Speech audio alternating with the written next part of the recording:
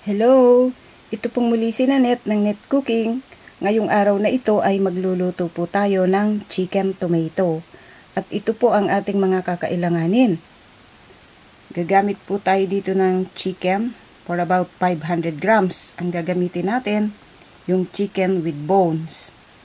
Kakailanganin din po natin ng minced garlic, onion, pressed tomato, 1 medium size of pressed tomato, 1 cup of tomato sauce, meron din tayo ditong soup stock, then bay leaves, ground black pepper and salt, kakailanganin din po natin ng garlic powder, then cooking oil, olive oil, then for garnish, kailangan po natin ng scallions, and then parsley. Okay, gagamit din po tayo dito ng water. Okay, umpisahan na po natin ang pagluluto natin sa ating chicken tomato. Ngayon, ang unang gagawin po natin, so itong ating chicken, i-season natin ng ground black pepper and salt.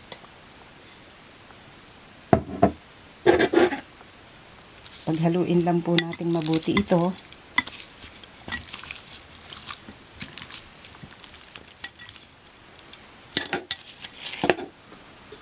Then, lagyan din po natin ng garlic powder. I-mix po natin mabuti.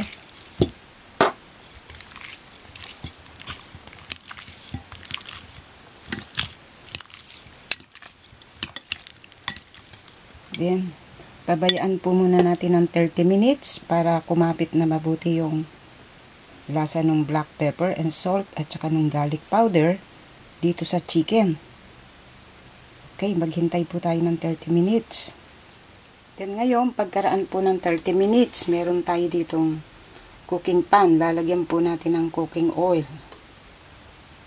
A half teaspoon of cooking oil. Then 1 tablespoon of olive oil. So, hintayin natin uminit ito. Ipa-fry po natin dito yung chicken. Then ngayon, mainit na po itong ating cooking oil at saka yung olive oil. Lagay na natin yung chicken. Ipa-fry natin.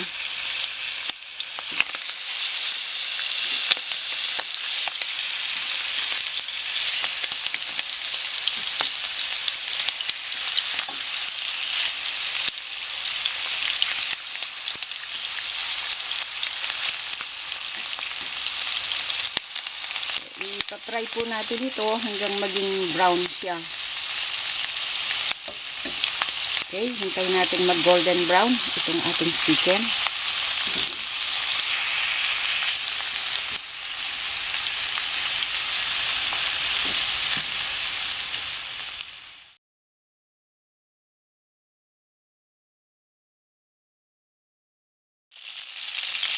Then ngayon, okay na po itong ating chicken.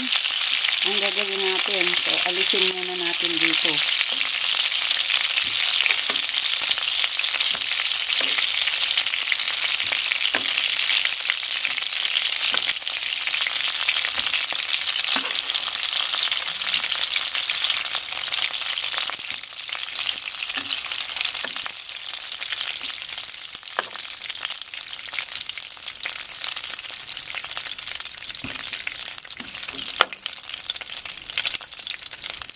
Then ngayon dito, ilalagay po natin yung ating garlic.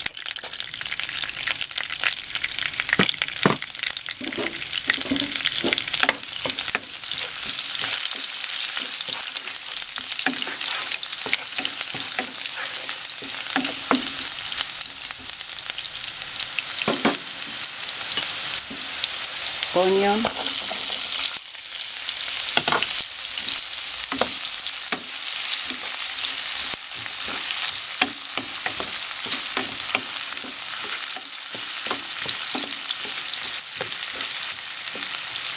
Hintayin lang natin medyo maluto yung onion before natin ilagay yung tomato.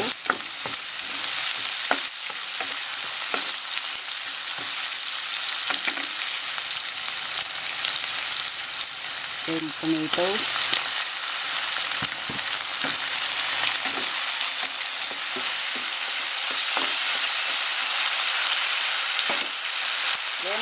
po ito. So, narito yung ating chicken. Ilagay natin.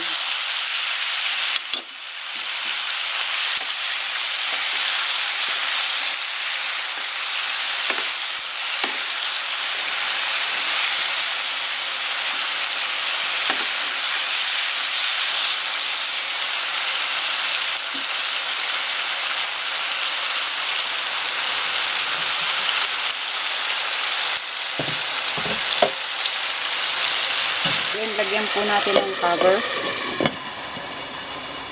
Lagyan lang natin ng cover at hayaan natin mag-simmer ng konti. Then, ngayon, pagkaraan ng few seconds na simmering, check natin.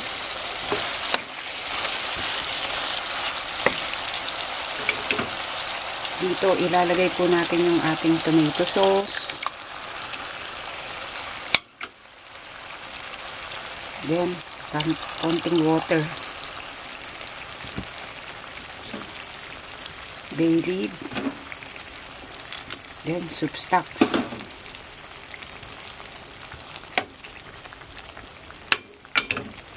Then, dito po, lalagyan natin ng cover. Cover natin at hintayin nating lumambot kung maluto yung ating chicken. Okay, maghihintay na lang po tayo ngayon. Then ngayon, after 30 minutes na pagpapalambot natin dito sa ating chicken. So, palagay ko okay na ito. Then, nag-thick na rin yung kanyang sauce.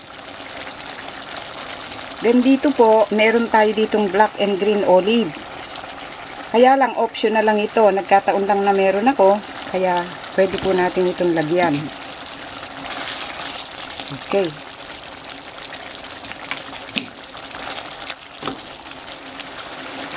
Then, lagyan po natin ng cover. I-simmer lang natin ng ilang seconds at pwede na po ito. Then, pagkaraan ng ilang seconds. Then, ngayon, okay na po ito. Ang gagawin natin, i-turn off na po natin yung heat. Then, i-transfer lang natin sa isang serving plate. At pwede na po natin itong iserve at kainin. Then ngayon, ito po ang kinalabasan sa pagkakaluto po natin sa ating chicken tomato. Then meron tayo dito yung scallions. So, i-garnish natin.